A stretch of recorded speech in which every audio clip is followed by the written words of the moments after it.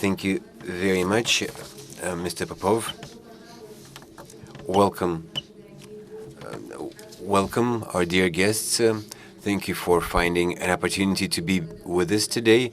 And I would like to especially thank the Strategic Vision Group for organizing this kind of event, and also to thank the Russian Foreign Ministry for supporting this kind of initiative. Since speaking on the issue of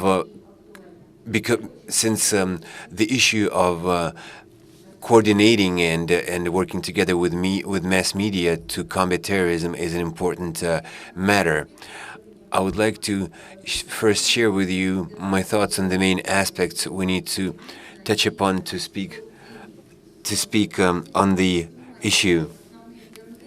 We need to understand the trends of the modern media world today and how we can use those trends to combat terrorism in mass media.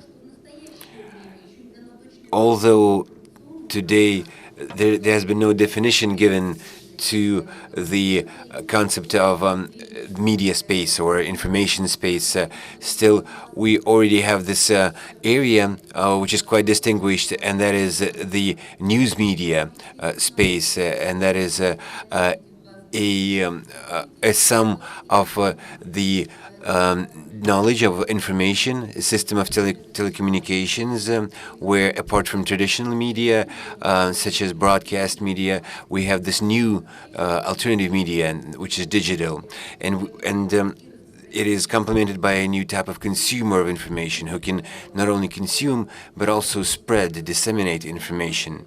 In the past, spreading information was a one-way street. You can see it on the screen, on the slide now. There were those who were sources of information, then there were broadcasters of information, and finally consumers. It was a food chain. It all went one way, from the source to the consumer of news.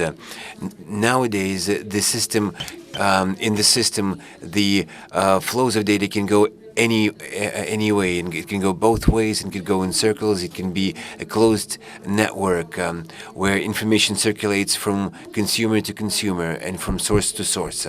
Another feature of today's media world is that anyone can create their own news content these days. Even a child these days can establish a digital news outlet, let alone criminal groups who can do that.